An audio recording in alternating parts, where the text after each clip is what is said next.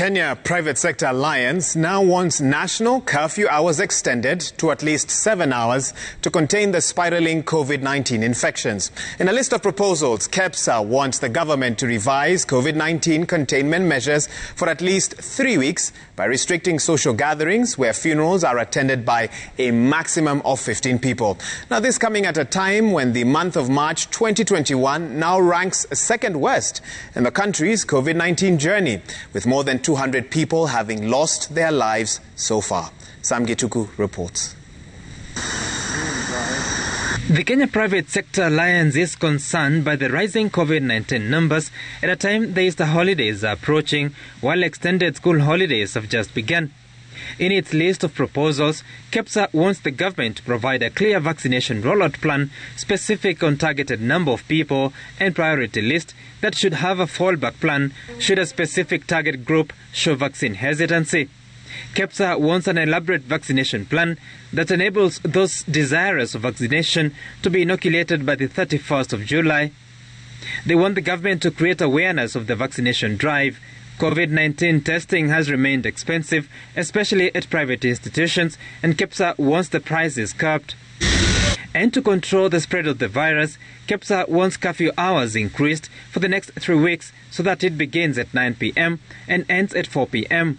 At the moment, curfew begins at 10 p.m. with nighttime businesses required to close an hour earlier. KEPSA wants the government to restrict social gatherings, including Easter and Eid celebrations. At the moment, funerals are restricted to 100 persons attendance.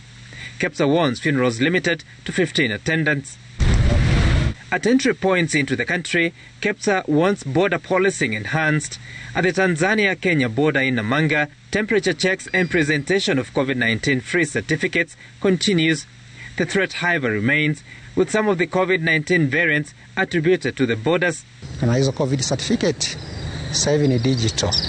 Kwa hiyo inakuwa ni rahisi kukagua, sio rahisi kupata zile ambazo ni fake. To stop these movements through borders so that our country can be in a safer side. Over the past 1.5 months, the COVID-19 infection rate has been on the rise, especially in the counties of Kiambu, Busia, Nairobi, Mombasa, Machakos and Uasin Gishu.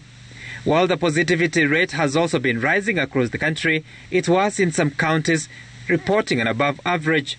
Kiambu County, for instance, has in the latest numbers recorded a positivity rate of 98%, where out of 50 people tested for COVID-19, 49 were positive.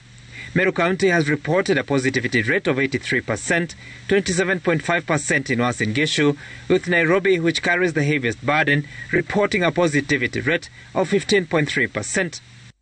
Nairobi County has a cumulative caseload of 58,441 in the history of the pandemic. Mombasa, Kiambu and Nakuru follow with at least 6,000 infections that continue to rise. A look at the statistics showing that the disease is worst for the working segment of the country's population at 68%. Almost half of the COVID-19 infections are among persons aged between 20 and 39.